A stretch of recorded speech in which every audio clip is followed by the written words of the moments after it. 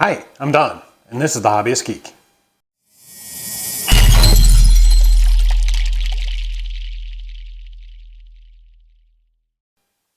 Welcome back, y'all. All right, today we are continuing with our Mu Model IDW collection, and we are moving on to Tarn. Now, IDW, not really my cup of tea back in the day, but the only thing I know about this guy is he's one of the Decepticon leaders. Something called the Justice League, I think, is what he's running on there. And that he looks really cool here. So why don't we just take a look at the packaging and then see what comes inside. Alrighty, so here is the packaging for IDW Tarn. And it does have the Chinese. And I mean, just look at this guy. I mean, he looks spectacular. Now, given the break points here on the bends and a couple of the tabs that I see, he looks like he's going to be scaled just about the same size as the IDW Drift character that we did. I don't know if that's accurate to the comics or not. If there's any IDW fans out there, can you tell me? I mean, is Drift supposed to be about as big as Tarn? Of course, we'll find out for sure once I've completed him. But that is my guess. He's got this awesome looking cannon here, and look at the size of that thing. I mean, the cannon looks taller than he is. With these treads here, I'm guessing he transforms into some form of tank. So an alternate version of Megatron. And looking at his the crest on his head, that looks like an elongated version of the Decepticon symbol, which is just freaking awesome. I love that. Flipping the box over here, taking a look at these images. Honestly, I don't see any alternate poses or anything differentiating any of these images other than the angle. So I don't know if there's going to be any accessories or personalization options. It certainly does not appear to be so here. Coming over here, it looks like we got 5 sheets of metal, 324 pieces total, with a difficulty of 6. So he shouldn't be terribly difficult to put together. But if I'm right about the scale, he probably has some pretty small pieces on here like Drift did that are going to be a bit of a problem to get together. But I can't wait, so why don't we open this thing up and see what's inside. Alright, as with all of the Mu Model stuff, that's just a sleeve. And here is the actual box. Let's see here.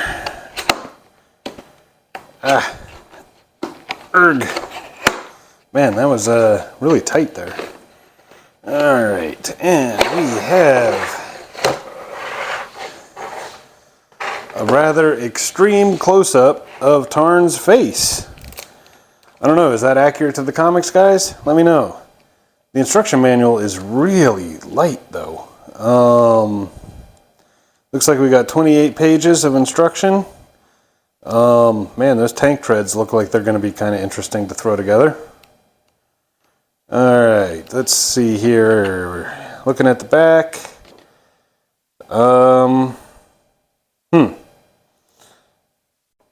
It looks like the cannon may be removable. I don't know why you would want to, but it looks like it might be. We'll have to wait till we throw it together to see if that is the case. But I don't see any other personalization options here in the back. We've got our obligatory sales pamphlet with all of the beautiful stuff Mu Model creates. And we have our medal. So, let's take a look. Oh, there's a large number of magnets in here too. So maybe there is some personalization options. I don't know. Let's find out what's going on with this metal. Here we go.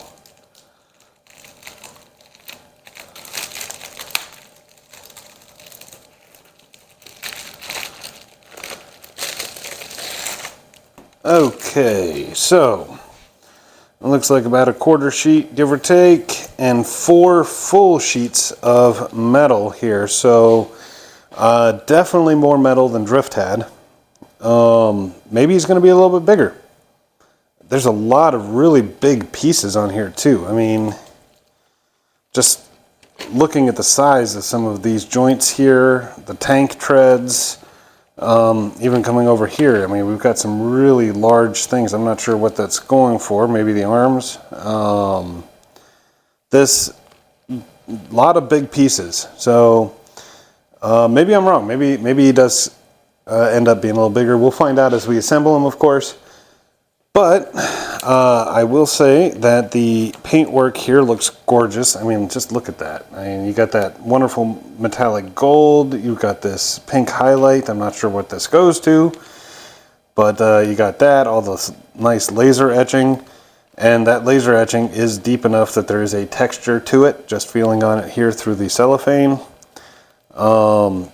So this looks great. That purple is great too. That looks like the same shade of purple they used for Shockwave in the G1 series.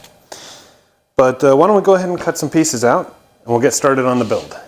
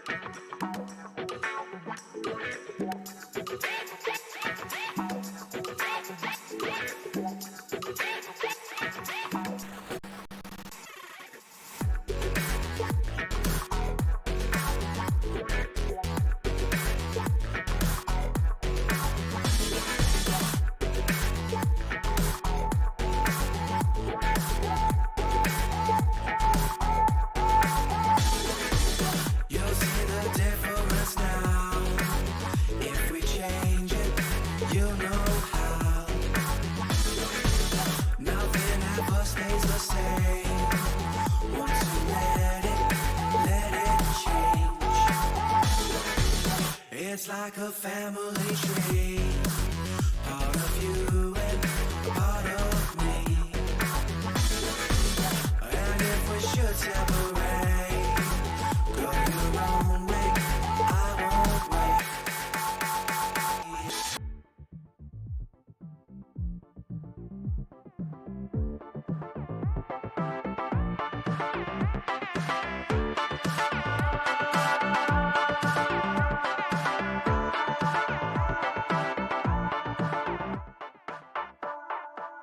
Bring the funk back.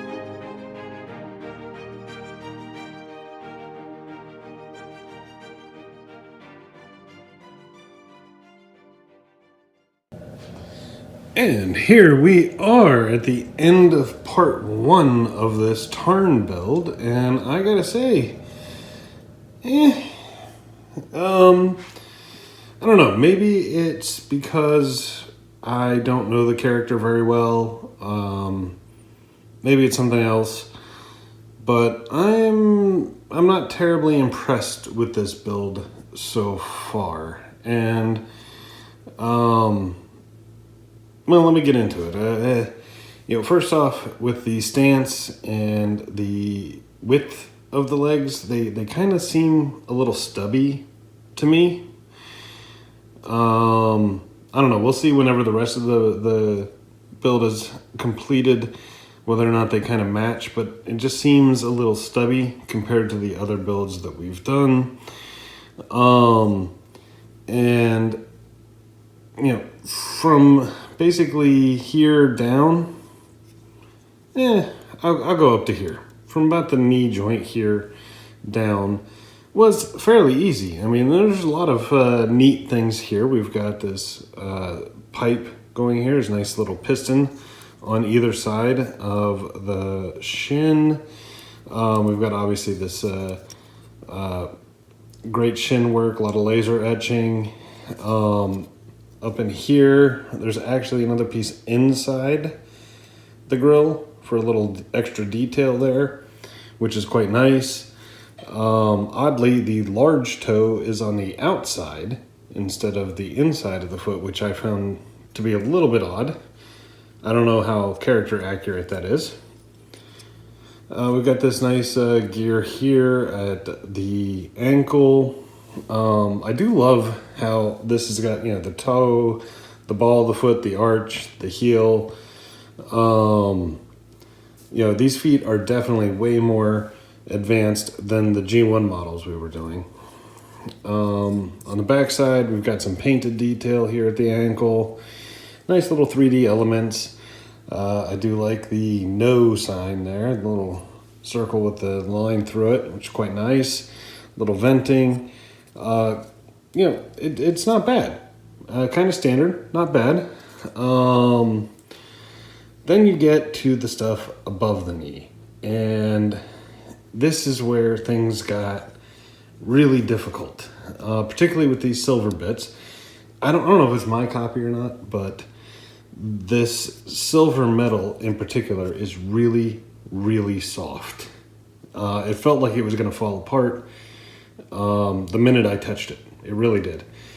Thankfully, I only suffered one minor breakage, and you can't really even tell. It was right about here where the seam on one of these just kind of snapped. I didn't even notice it had snapped until after the fact. I was able to, seal it with a little bit of super glue, so, we're okay, but I shouldn't have to do that. This metal is just way too soft. And considering the manipulations they wanted for this area in particular, not good. Not good at all. It looks nice now, assuming this is character accurate, but again, with me not knowing the character, I can't say if it is or not. And the hips here, you can see we've got all this nice painted detail in there. Little gold, little pink light highlights, which is, kind of nice. I do like the crotch plate here and the way that assembled with these nice angles and the triangle form here. This silver is spectacular. So that came together pretty nicely. I also really like these cylinders here at the hips, really showing how the leg can move back and forth. Now, I don't know if this laser etch detail and the painted detail here is going to be shown once we put the rest of the body on. I really don't know. We'll have to wait and see. On the back side, as you can see, there's no butt plate here.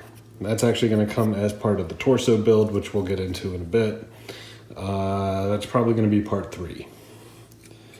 There's also this kind of hole here. There's no grill, no venting, no nothing, no mesh covering it. It's just a hole.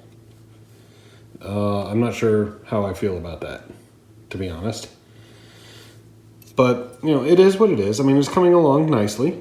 I will say, when you put him down, his feet are not both flush. So there's a little bit of play there, as you can see. And he does tend to want to lean forward a little bit. I'm hoping that, when we get the torso and everything, it'll balance it out. And based on the cover art, he's got that cannon that's going to be also touching the floor. So maybe that'll be a third point of contact to stabilize him. We will see when we get that far. But for now, nice bit done. Looking okay. Hopefully this is character accurate. I really do like these knee guards here, the knee spikes. Those are quite nice. But anyway, that's about it for part 1 of this build. I hope you enjoyed the video. If you did, please remember to like, share, and subscribe. And I will see you next time. Have a great day.